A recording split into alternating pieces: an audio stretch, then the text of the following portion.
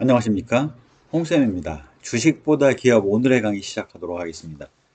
예, 이제까지 우리가 재무제표가 어떤 의미를 갖고 있는지, 그다음에 기업의 언어인 재무제표를 보고 우리가 어떻게 해석해야 되는지, 그다음에 이런 재무제표들을 바라보는 방법, 이런 것들을 읽는 방법들을 좀 설명을 드렸었고요. 그다음에 이제 그럼에도 불구하고 재무제표가 어떤 한계를 갖고 있는지와 함께 그러한 것들의 사례를 통해서 재무제표를 분석하는 게 상당한 노력이 필요하다라는 것들을 좀 보여드렸었습니다. 오늘 다뤄야 될 내용은 그렇게 한계가 있고 함에도 불구하고 우리가 재무제표를 통해서 어떠한 정보를 파악할 수 있는지에 대한 사례를 좀 보여드리려고 그래요. 대표적으로 우리가 주식 투자를 할 때 생각해 보면 가장 큰 피해를 입는 경우는 그런 경우입니다. 내가 주식을 샀는데 그 기업이 부도가 발생하는, 부실이 발생하는 경우죠.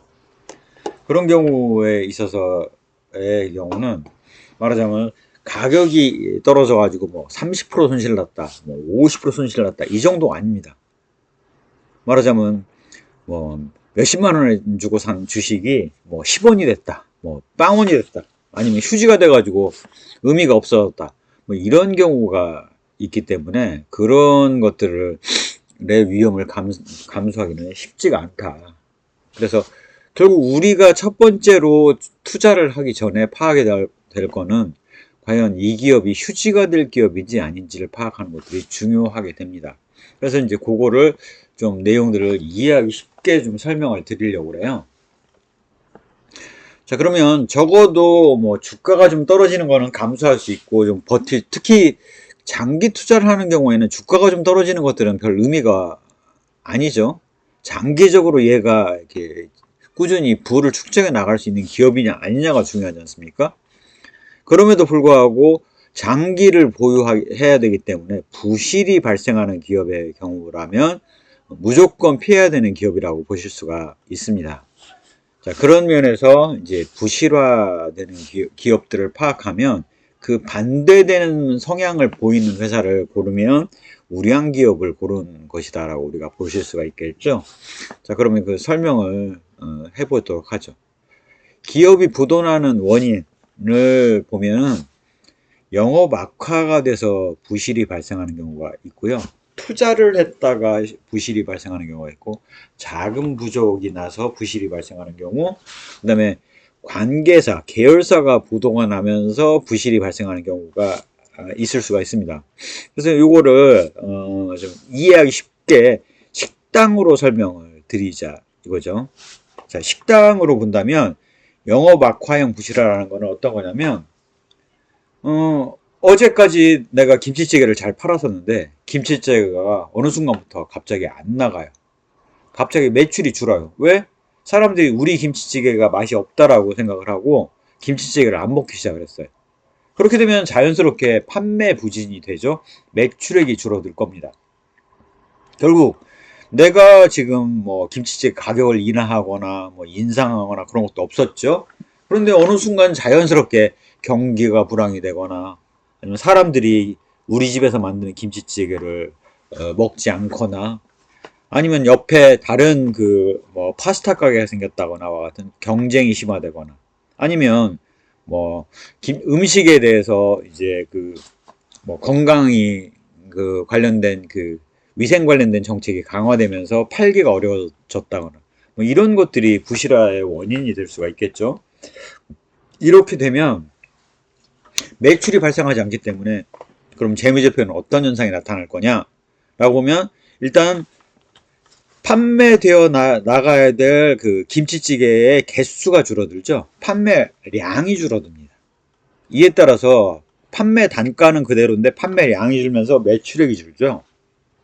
그 다음에 이제 판매가 덜 되는데 우리가 가게 월세라든가 이런 것들은 기본적으로 나가야 되지 않습니까? 고정비는.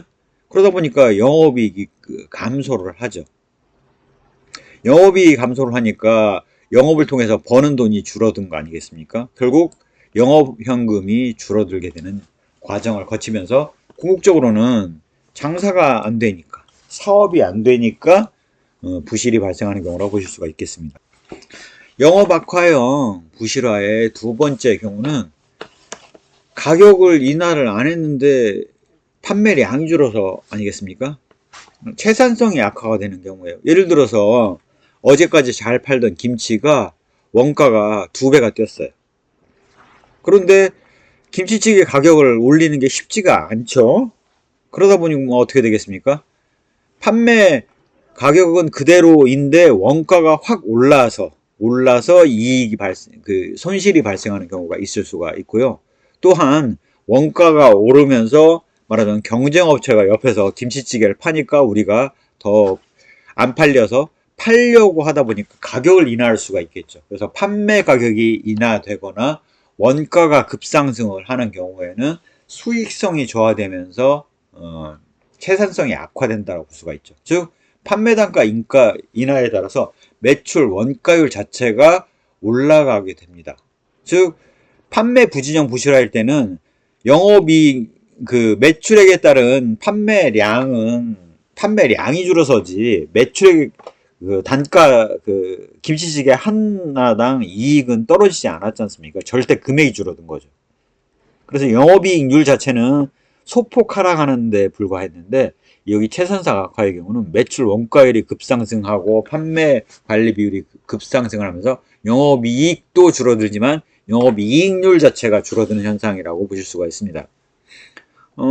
이게 우리나라에 굉장히 많았는데요. 80년대 우리나라에 플라스틱 완구를 만드는 업체들이 중국이 플라스틱 완구를 만들기 시작하면서 원가 경쟁력을 따라갈 수가 없죠. 그래서 가격을 내리다 못해서 결국은 감당 못하고 다 부실이 발생하는 경우가 있었죠. 원가가 오르는 경우는 과거 이제 석유 파동 같은 경우죠. 어느 순간 갑자기 유가를 4배, 5배를 받기 시작하니까 석유화학 관련된 원재료를 석유화학 원유를 쓰던 업체들이 갑자기 원가가 급상승하면서 판매가가 확 올라가니까 안 팔릴 수밖에 없겠죠. 그래서 판매가로 전가를 다 못하고 결국 수익성 악화가 나타났던 현상들이 있었다라는 것들을 우리가 아실 수가 있겠죠. 석유파동 때 겪었던 많은 기업들의 도산이 그런 현상에서 나타났다고 볼 수가 있습니다. 판매 부진형 부실화를 우리가 겪었던 거는 97년 외환위기 때 수요가 확 줄어들면서 전체적으로 팔리는 게 없었죠. 판매량이 가격을 올렸냐 떨어졌냐에 관계없이 안 팔려서 나타난 현상이 판매 부진이었고 이로 인해서 많은 기업들이 부실이 발생했던 경험을 우리가 한 적이 있습니다. 자, 이런 영업 악화형 부실화에 대해서는 이런 판매 부진과 채산성 악화라는 측면에서 좀 다른 면을 보이는 것들이 있었고요. 그거에 따라서 재무제표의 증상들도 조금은 다르게 나타납니다. 다만 매출액이 줄고 영업이익이 줄어드는 현상, 이에 따라서 영업활동 현금이 줄어드는 현상을 공통으로 나타났다는 거죠. 그게 판매 부진형 부실화였던 채산성 악화에 의한 부실화였던. 그래서 이제 기본적으로는 영업활동 현금, 순영업, 우리가 현금흐름표상에 맨 처음에 나오는 게 영업활동 현금이지 않습니까? 이게 마이너스일 때는 사업을 할 때마다 돈이 나가고 있다는 얘기거든요. 그래서 영업활동 현금 마이너스가 한 2년 정도 발생하고 3년째쯤 되면 그 기업에는 남아있는 게 별로 없다라고 보셔도 과언이 아닐 겁니다. 그래서 그렇게 이해를 하시면 될 것 같아요. 투자 실패형 부실화는 영업 악화형 부실화하고는 조금은 달라요. 중소기업들의 경우는 하나의 제품을 개발하고 나면 그걸 가지고 천년만년 끌고 갈 수 있는 아이템이 아닙니다. 결국 한 5년, 2년, 3년 정도 잘 반짝하고 잘 팔다가 안 되면 매출 감소를 받아들이거나 아니면 신제품 개발을 해서 새로운 매출을 해 나가야 되죠. 그렇게 제품 개발이 중요한데 특히 이제 가전제품 같은 것들을 보면 매 3개월마다 신제품들이 나오고 있지 않습니까? 그래서 이제 그런 것들을 바라보면 제품 개발을 하고 그 제품 개발을 실패했을 때의 타격이라는 거는 엄청날 수 있다. 제품 개발을 하려면 원재료나 이런 재고를 사 와야 되지 않습니까? 돈이 들어가요. 그 다음에 제품을 만들었는데 제품 개발 실패를 하면 안 팔리잖아요. 그러면 생산 과정에서 실패가 발생하면 제공품 재고가 급증을 할 거고, 제품을 완성을 했는데 그게 안 팔리면 제품 재고가 왕창 쌓이지 않겠습니까? 결국 재고자산이 급증을 하게 되고요. 재고자산에 돈이 다 묶여 있으니까 그 다음에 돈으로 원재료 사고 하는데 돈을 다 썼는데 안 팔리고 있으니까 돈이 묶여 있지 않습니까? 그럼 어쩔 수 없이 이 제품이나 이런 것들을 좀 싸게 팔아야 되는 상황이 발생을 하죠. 그래서 무모한 매출을 발생을 합니다. 이 무모한 매출이 뭐냐? 과거 같으면 이거 사 가시고 뭐 한 달 후에 뭐 주세요, 대금 주세요, 뭐 이런 식이었다면 이제는 어쩔 수 없이 안 팔리니까 그러는 거죠. 이거 일단 가져가셔서 팔아 보시고 팔리는 대로 돈 주세요. 와 같은 매출이 무모한 매출이라고 볼 수가 있겠죠. 자, 그러면 어떤 결과가 나타나냐? 매출은 늘었어요. 매출은 늘었는데 매출 채권만 늘고 돈은 사실상 안 들어오는 거죠. 더군다나 안 팔리니까 매출을 떠넘기려고 하다 보면 건전한 업체만 상대를 하다가도 약간 부실한 업체에도 매출을 일으키기 위해서 납품을 했을 거 아닙니까?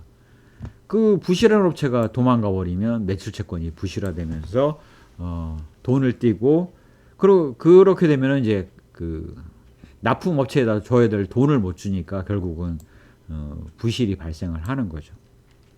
자, 이런 현상이 나타나면 첫 번째는 재고자산이 급증을 하거나 급감을 하는 경우예요. 급증을 하는 경우는 제품 재고가 급증을 하는 경우고, 급감하는 경우는 무모한 매출을 잔뜩 일으키면 제품 재고가 확 줄겠죠. 그 다음에 이제 그런 소문이 나면 매입 채무에 해당되는 그 원재료들이 입고가 안 되는 거죠. 현찰 박치기 안 하면 거래 안 해요 라고 해가지고 입고가 안 되니까 재고자산이 급증하거나 급감을 하는 경우에는 그런 가능성들이 존재를 합니다. 매출액 자체는 늘었지만 매출 채권이 급증을 하면서 사실상 영업활동 현금은 들어오지 않는 거죠. 그 다음에 무모한 매출을 했기 때문에 그 매출 채권이 부실화되면서 대손상각비가 급증을 하는 현상이 나타나고, 결국 재고자산 변화, 매출액 급증, 대손의 증가에 따라서 영업이익이 감소를 하고 영업활동 현금은 들어오지 않으면서 영업활동 현금이 마이너스가 나는 현상이 나타날 수가 있습니다. 본원적으로 이렇게 부실이 발생하면 영업활동 현금이 마이너스인 경우가 많다. 즉 현금흐표상에 영업활동 현금이 마이너스가 2년 연속됐다. 그러면 그 기업은 일단 납품업체로서는 현찰 박치기 아니면 거래를 안 하는 게 좋고요. 투자하고 계시다면 이거 확실히 파악해봐서 상태 안 좋으면 빠져나와야지 하고 빨리 빠져나오시는 게 좋을 수도 있다. 즉 영업활동 현금이 마이너스가 계속되고 있을 때 주식 투자를 하시려면 상당히 많은 내용들을 파악해서 그 영업활동 현금이 턴어라운드 될 수 있다라는 확신을 가질 수 있을 만큼 확실한 대책이 있지 않으면 위험하다라는 것들을 말씀드릴 수가 있겠습니다. 두 번째는 투자 실패에 따른 도산으로서는 확장 파멸형을 들 수가 있어요. 확장 파멸형이 뭐냐? 기업이 제품이 잘 팔려요. 그러면 대표이사가 바보가 아니죠. 아, 그래? 계속 나한테 이 제품 달라는 사람들이 많아? 그러면 생산 라인을 하나 공장에다 더 깔면 공장에서 생산하는 대로 매출 2배 더블되는 거 아니야? 그러면 설비 투자를 하려면 돈을 들여서 기계랑 사고 생산 라인을 깔아야 될 거 아니겠습니까? 그러면 다 그 대출을 일으킬 수밖에 없겠죠. 자기 돈만 한다라면 문제가 안 되겠지만 대개는 여력이 별로 없는 상태에서 잘 되니까 뻥튀기를 하기 위해서 설비 투자를 하는 거 아니겠습니까? 그런 경우라면 차입금이 급증을 하고, 차입금이 늘어나면 자연스럽게 어떤 현상이 나타나느냐? 차입금이 늘어났기 때문에 금리에 따라서 금융비용이 증가를 하죠. 금융비용이 증가를 하면 영업에서는 매출이 늘겠지만 사실상 이자를 내고 나면 오히려 가용현금은 부족할 수가 있어요. 자금 부족이 나타날 수가 있죠. 그러면 여기서부터는 이제 자금 부족형 부실화로 넘어갈 수 있습니다. 계략적으로 본다면 금융비용이 늘면서 손해지는 돈은 더 적은 거죠.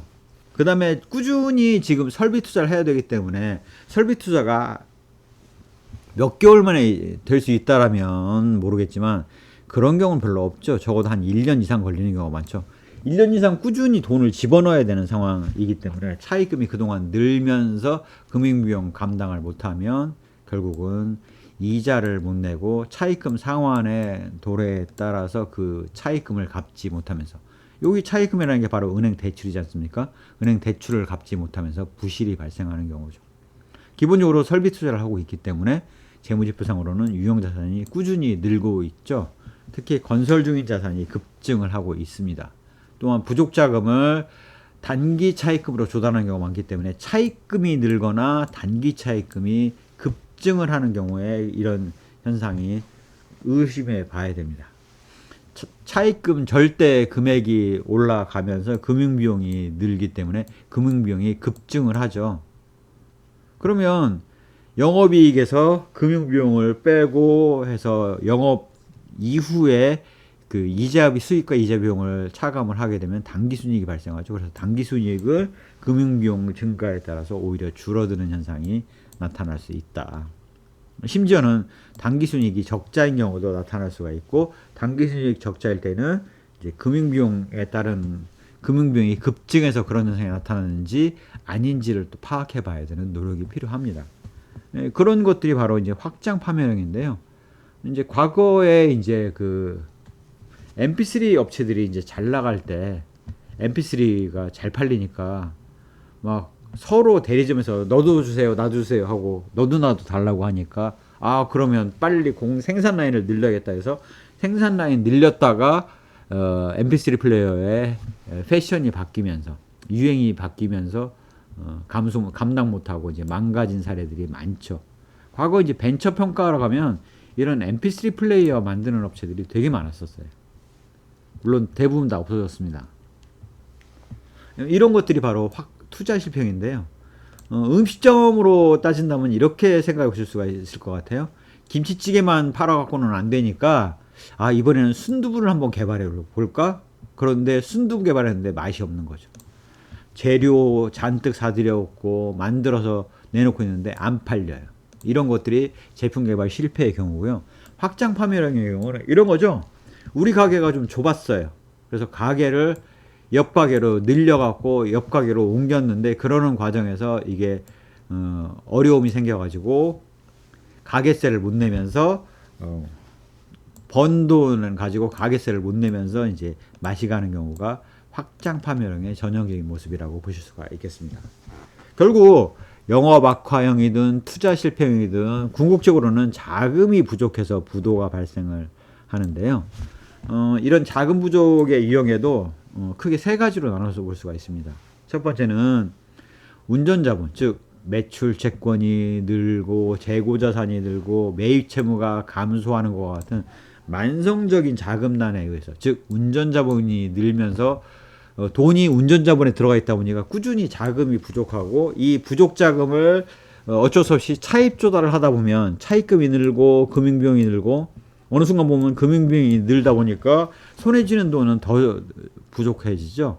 그렇게 되면 이제 부족해지기 때문에 차입금을 늘리고, 이러다가 결국 영업에서 번 돈 가지고 이자를 커버를 못하면 어쩔 수 없이 만성적인 자금난에 빠지면서 부실이 발생할 수가 있습니다. 매출 채권이 늘어나고 급증을 하고 재고자산이 급증을 하고 매입 채무가 급감을 하면 그 돈은 보이지 않는 자금이 다 들어가 있는 거거든요. 결국 영업에서 돈을 벌어봤자 매출 채권 재고자산에 돈이 왕창 들어가면서 미지금이 늘고, 이러면서 부족한 자금을 차입 조달하다 보니까 차입금이 늘고, 차입금이 늘었으니 금융비용이 늘고, 이러면서 자금 부족해서 차입금을 상환하지 못해서 부실이 발생하는 경우가 만성적인 자금난에 의한 부실화라고 보실 수가 있겠습니다. 두 번째는 차입금이 과다한 경우인데, 결국 제품 개발 실패가 됐든 확장 파멸형이 됐든 만성적인 자금난을 겪든 차입금을 안 썼다라면 부실이 발생하지 않을 수 있는데, 차입금을 쓰다 보니 차입금이 늘면서 금융비용이 늘고, 금융비용이 늘다 보니 손에 쥐는 돈이 이자를 제외하고 나면 적어지게 되고, 그러면 차입을 또 하고, 차입금이 늘다 보니까 금융비용이 또 늘고, 그러다 보니까 어느 순간 보니까 내가 번 돈 갖고 이자를 충당하지 못하는 사태가 발생하는 거죠. 차입금이 금융비용이 급증을 하고, 영업이익을 확인해 봤더니 금융비용보다 못하고, 특히 영업활동 현금을 받더니 영업활동 현금 가지고 이자를 지급을 못한다. 그러면 이 회사는 이자를 갚기 위해서 차입 조달을 해야 하는 거죠. 그러면 그렇게 악순환하게 되면 순이익 감소를 하고, 그다음에 부채부채가 늘죠. 부채가 늘었다 하면 은행 차입금보다 높은 이자를 내면서 차입을 추진한 것이 되기 때문에 자금 부담이 늘면서 부실화가 될 수가 있다. 이런 것들을 말씀드릴 수가 있습니다. 자금 부족의 세 번째는, 자신은 별 영향이 없었는데 은행에서 어느 순간 정기적인 신용평가를 하더니 이제 당신들한테 돈 대출, 추가 대출 어렵습니다. 그 다음에 지금 빌려준 돈 만기되면 갚으세요 라고 해서 자금 회수를 하는 경우예요. 결국 은행에서 봤을 때 그 기업이 별 뾰족한 수가 없을 것 같다라고 판단을 내리고 자금 회수를 하는 경우예요. 그러면 그런 기업이라면 대개는 영업에서 악화가 돼서 영업 적자를 나타내고 있는 경우인 경우가 많고요. 아니면 운전자분 부담이 늘면서 만성적인 자금난에 빠지는 기업일 확률이 높죠. 아니면 차입금 과다에 따라서 이자를 못 내게 될 것 같다라고 판단되면 자금 회수를 할 수가 있습니다. 특히 은행 이자를 못 내면 기한이익 상실 조항이 각 차입금에 있거든요. 즉 이자를 못 냈을 때는 바로 지금 돈 다 갚아라 라고 요청을 할 수가 있고, 그거에 대응 못하면 바로 부실이 발생한다, 부도가 난다 라고 보실 수가 있습니다. 그러면 이자를 갚으려는데 영업에서는 어려운 상황이죠. 결국 어떻게 해야 되냐, 돈은 갚으라는데. 그러면 자산 들고 있는 걸 팔 수밖에 없습니다. 그래서 돈 될 수 있고 현금화할 수 있는 것들은 최대한 파는 거죠. 첫 번째가 보유하고 있는 국공채라든가 유가증권, 이게 입찰하면서 하게 되면 국공채를 사야 되는 것이 강제 매입하고 있는 것들이 있을 수가 있거든요. 뭐 예를 들어서 차량을 구매하는 경우에 그 지방채를 할인해서 비용 지불하지 않습니까? 그런 것들을 기업에서는 이제 이윤을 확보하기 위해서 돈으로 내고 그 국공채 같은 걸 들고 있을 수가 있거든요. 아니면 주식 같은 거를 들고 있는 것들이, 관계사 주식을 들고 있는 경우도 있는데, 그런 것 중에서 팔 수 있는 것들은 싸그리 파는 거죠. 그걸 팔고도 안 되면 예를 들어서 사옥이나 공장 설비를 팔고 리스를 받아오는 거죠. 그런 거를 세일 앤 리스백이라고 얘기를 해요. 사실상은 이제 이자 비용이 높은 리스로 자금 조달하는 형태라서 부채부채를 조달하는 형태라고 보실 수가 있습니다. 부채는 은행 차입금보다는 훨씬 더 금리가 높아요. 이자 비용이 급증을 하는 거죠. 그러면서 은행에서는 차입금을 회수를 하기 때문에 단기성 차입금, 단기 차입금을 중심으로 해서 차입금이 급감을 합니다. 그래서 자금 부족에서 차입금 과다일 때는 차입금이 늘어서 결국 문제가 생겼는데, 자금 회수가 될 때는 차입금 과다와 달리 차입금이 감소를 해요. 그러면 이제 이상한 거죠. 영업이 잘 돼서 차입금을 갚았으면 얘네가 은행 차입금을 갚았구나 라고 볼 수가 있는데, 이런 상태일 경우는 영업이 안 돼서 돈이 나가고 있는데 차입금이 줄어들었다. 그 얘기는 금융기관에서 나 더 이상 돈 못 빌려줘. 이제 만기 도난 족족이 갚어 이래버리니까 차입금을 못 갚는 거거든요. 차후에 다음 기회에 이 은행의 자금회수 과정에 대한 설명을 좀 자세히 한번 드리도록 하겠습니다. 결국 자금이 워낙 부족하고 결국 팔 수 있는 거 다 팔기 때문에 재무제표상의 증상은 어떤 게 나타나느냐? 차입금, 특히 단기 차입금을 위주로 해갖고 매년 갚아 나가는 액수가 대규모로 나타나다. 은행 입장에서 그 기업이 괜찮은 기업 같으면 차입금 회수하면 이자를 못 걷지 않습니까? 그렇기 때문에 건전한 기업이라면 차입금을 회수할 이유가 없어요. 건전하지 못하다고 판단을 하기 때문에 차입금을 회수하는 거고, 대개는 영업 적자나 단기 순손실이 발생하는 경우라고 보실 수가 있겠습니다. 그래서 단기 차입금 위주로 급감을 했다. 그 다음에 가용한 팔 수 있는 것들은 다 팔아야 되기 때문에 투자자산을 팔죠. 유휴 부동산, 투자용 부동산이 있었다. 노는 부동산이 있었다. 그러면 그걸 팔아야 되고요. 보유하고 있던 유가증권 있으면 팔아야 되고요. 그 다음에 설비나 공장이나 사옥이 있었다. 그러면 세일 앤 리스백으로 앉는 방식이 바로 투자자산을 판매하는 방식과 함께 유형자산이 줄어드는 형태가 나타납니다. 그래서 차입금 급감을 했는데 유형자산이 줄었다? 그러면 유형자산 팔아가지고, 즉 사옥이랑 공장 팔아가지고 차입금 갚았구나. 즉 은행에서 돈을 안 빌려주는 회사구나 라는 것들을 알 수가 있습니다. 결국 은행에서 돈을 안 빌려주니까 제2금융권을 찾아가야 됩니다. 제2금융권이라고 얘기하면 이제 증권하고 보험이고요. 은행보다는 상대적으로 금리가 높다라고 보실 수가 있어요. 제2금융권이 안 되면 어쩔 수 없이 이제 저축은행, 신용금고, 농수축협 이런 더 고금리를 요구하는 곳으로 가게 되죠.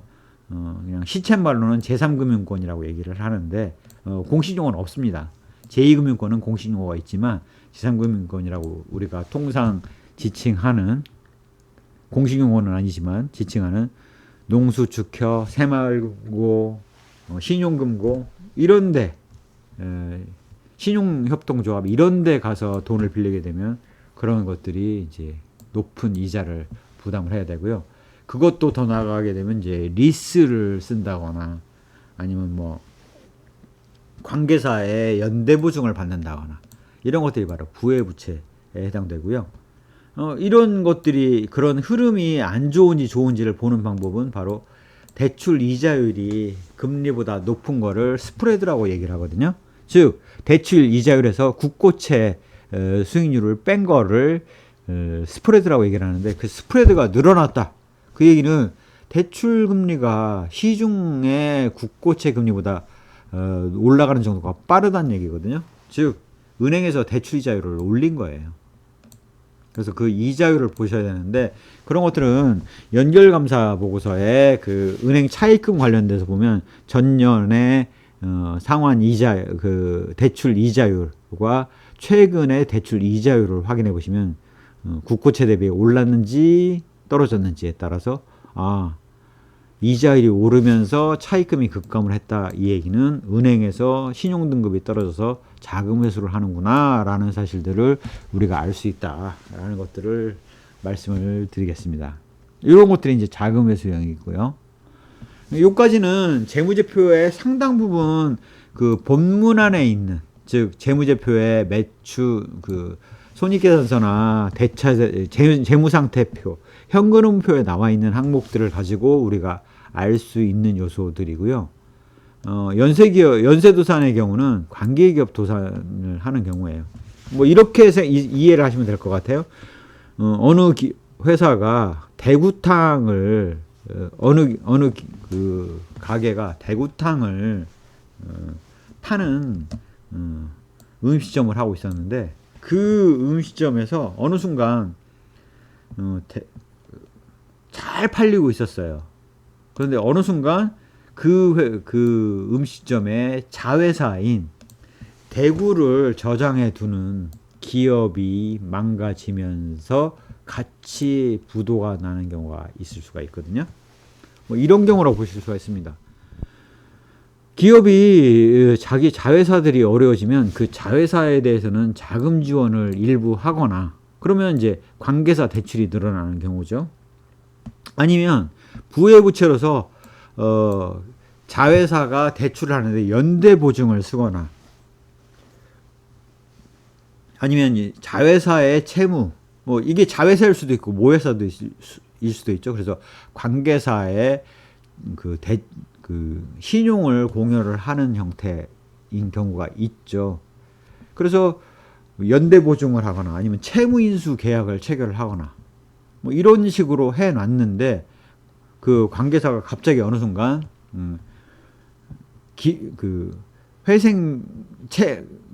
채무자 회생 및 파산에 관한 법률 즉 도산법에 의해서 법정관리 신청을 자회사가 하면서 내가 알고 있던 내가 대출해 준 기업이 재무제표상 전혀 문제가 없었는데 같이 연쇄도산을 하는 거죠. 즉 연대보증 채무가 현실화되면서 아니면 채무인수가 현실화되면서 감당이 안 되니까 관계기업이 도산과 함께 나도 같이 내가 빌려준 기업도 같이 법정관리 신청을 하는 경우가 바로 연쇄도산형이라고 보실 수가 있습니다. 즉 재무제표의 연결감사 보고서의 주석사항에 우발채무 및 약정사항 안에 부회부채 부분들을 보시면 거기에 연대보증 채무가 얼마, 뭐 채무인수가 얼마 뭐 이런 것들이 잔뜩 나오는데 그게 현실화되면서 부실이 발생하는 경우라고 보실 수가 있습니다. 건설사가 부실이 발생한 경우들을 살펴보시면 그 건설회사의 그 연결감사 보고서의 그 주석사항에 보시면 우발채무 및 약정사항에 PF 부채에 대해서 우발채무를 얼마를 지고 있다. 프로젝트 파이낸싱에 대해서 얼마를 제공하고 있다. 그 중에 이제 하나가 빵꾸 나면 그 건설사가 같이 부실이 발생하는 경우가 있을 수 있습니다. 결국 관계기업 도산, 관계기업 자금 지원에 따라서 관계기업이 부실화되면서 부회부채 현실화가 되고 그 해당 기업이 같이 부실이 발생하는 경우가 바로 연쇄도산형이라고 보실 수가 있습니다.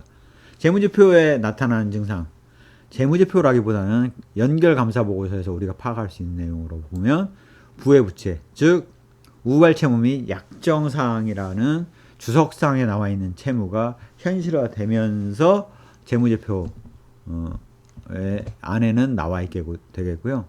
그 다음에 이제 관계기업을, 뭐 그런 부회부채가 많은 관계기업이 있다 보면 관계기업의 그 감사보고서 같은 것들을 파악을 해서 거기에 영업이익을 나타내고 있는지, 당기순이익이 흑자인지, 부채가 급증을 하고 있는지, 자본이 급감하고 있는지와 같은 사항들을 파악을 해보셔야지, 관계기업 혹시 이에 부도나는 거 아니야와 같은 것들을 파악을 해보셔야지 그런 것들을 알 수 있다.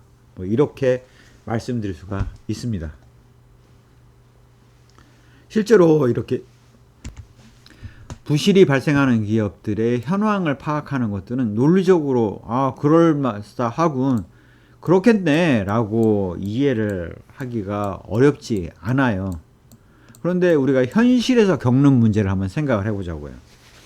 기업의 평가 담당자로서 기업의 대표이사나 CFO를 만나서 내용을 쫙 보면서 얘기를 해요. 그래서 물어봅니다. 혹시 당신네 매출액이 떨어진 거 보니까 판매 부진형 부실화 아니에요?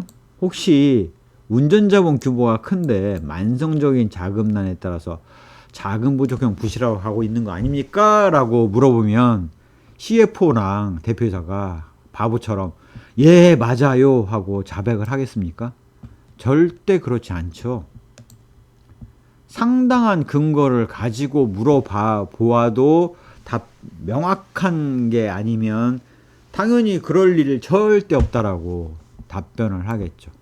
즉 이렇게 순방향으로 우리가 파악되는 게 아니라 재무제표의 각 증상들을 보면서 역으로 사업량을 보면서 판매량이 줄었네, 매출액이 감소하고 영업이익이 줄고 영업활동 현금이 마이너스를 기록하고 있네. 얘 이거 판매 부진영 부실화가 되는 거 아니야?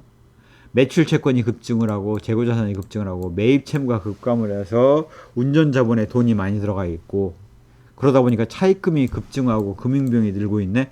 이거 만성적인 자금난에 의한 부실화로 빠지는 거 아니야? 라고 역으로 알아야 됩니다.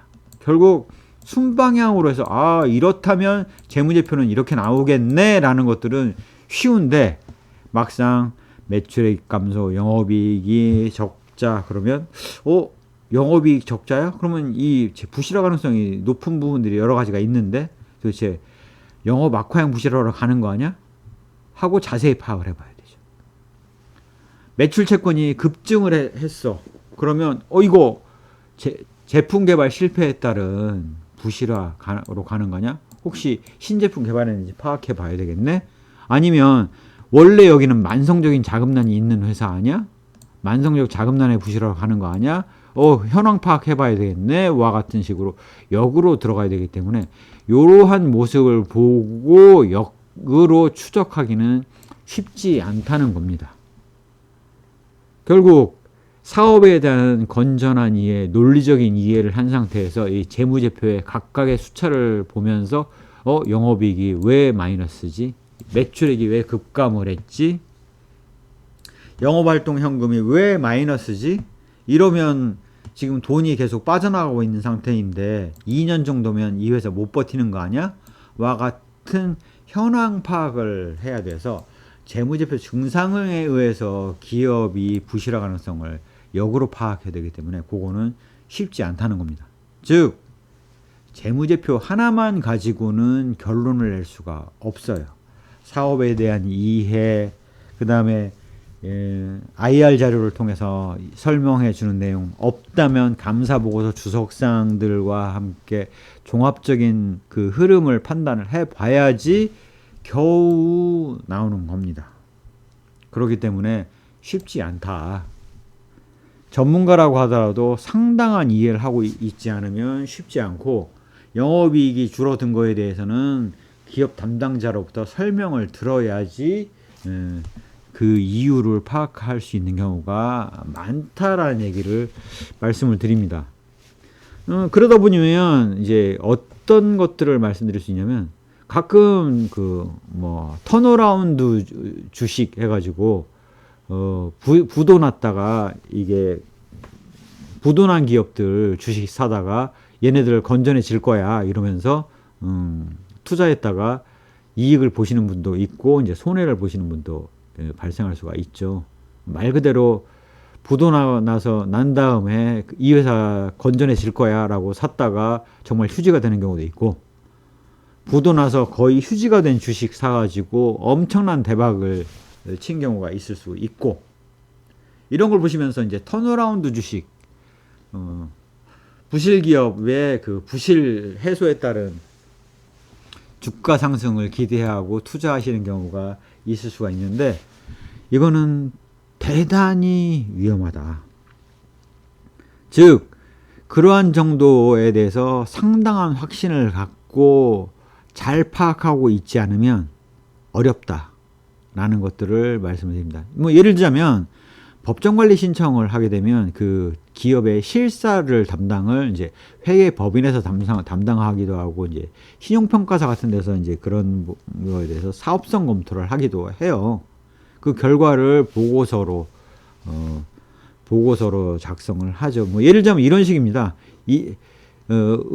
법원 입장에서는 이 기업을 현재 바로 청산했을 때 채권자들한테, 채권자인 은행이나 증권사 이런 곳에 돌아가는 금액과 계속 운영을 하면서 빚을 갚아나가면서 회수할 수 있는 금액 가운데 어느 게 더 크냐를 봐서 계속 운영을 해서 회수를 하는 게 더 많은 액수를 회수할 수 있다 그러면 회생 신청을 받아들여서 회생 절차를 밟는 거고, 아니다 이거는 계속 해봐야 영업이 안 되면서 현재 그냥 청산해버리는 게 더 많은 돈을 회수할 수 있겠다. 그러면 파산 후 청산을 하는 거죠. 그런 판단을 내리는 보고서를 작성을 합니다. 그런 걸 작성을 할 때는 내부 자료를 싹 봐요. 개정 과목 다 내역 살펴보고 이상한 거 있었나 없었나, 그래서 뺄 거 빼고 빠진 거 혹시 없나, 이런 것들의 내역을 다 살펴봐서 검토하고 그 결과를 가지고 회생 가능, 아님, 청산이 바람직하고 결론을 내는데, 그거를 이제 법원에서 재판장이 이렇게 나온 거 보니 청산하는 게 좋겠다, 아니면 회생시키는 게 좋겠다, 법정 관리를 시키는 게 좋겠다, 이런 것들을 파악을 하는 거거든요. 근데 그것도 막상 해보면 그렇게 세부적인 내용을 파악을 해도 오류가 발생을 해요. 그런데 공개된 정보만 가지고 턴어라운드 주식으로서 괜찮겠다라고 파악할 수 있느냐? 대부분의 경우는 어렵습니다. 다만 그 사업의 본원적인 성격상 예를 들어서 그 기업은 없앨 수가, 청산할 수 없는, 계속 돈을 더 투여해서라도 청산할 수밖에, 운영할 수밖에 없는 기업들 같은 경우가 있거든요.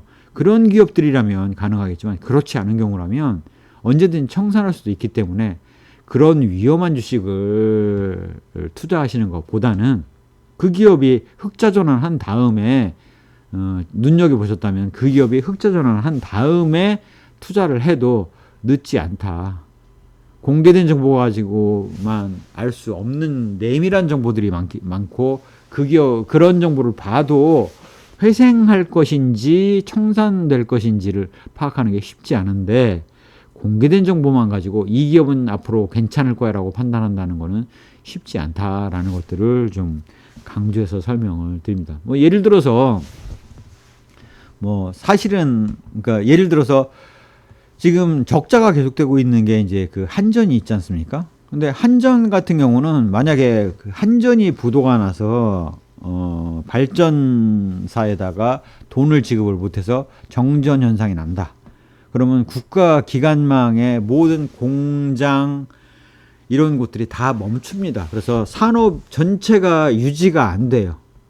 그런 상황이 되면 정부가 됐든 정부에서 관리하는 은행이 됐든 돈을 투여할 수밖에 없는 거예요. 그래서 한전 같은 기업이다 그러면 재무제표에 관계없이 이 기업은 계속 운영할 수밖에 없다. 다만 이제 적자를 계속 보고 운영하느냐 아니면 흑자전환 할 수 있느냐, 그거는 이제 다른 얘기지만 계속 운영을 할 수 있다라는 판단을 할 수가 있습니다.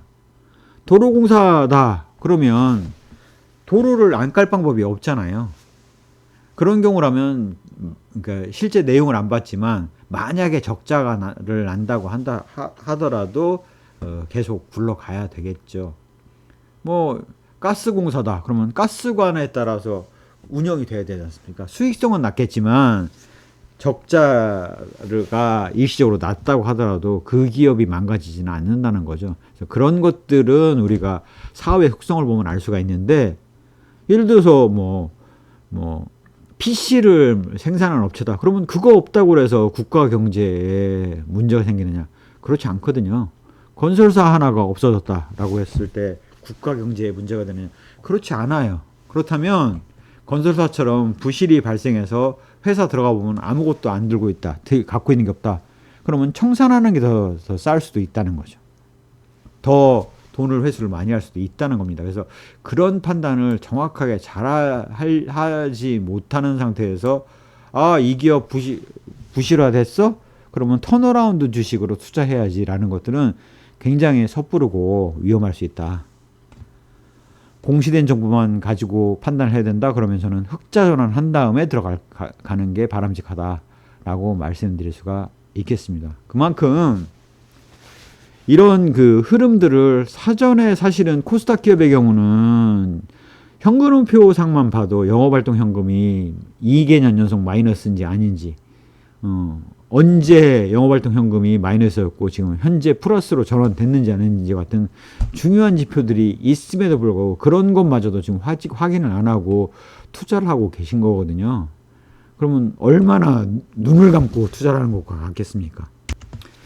그렇기 때문에 재무제표에 빤히 나오는 것마저도 확인을 안 하고 코스닥 기업에 투자를 하셨다면 이 피해야 되는 기업들의 재무제표 증상을 놓고 자기가 투자한 기업들을 한번 맞춰보세요.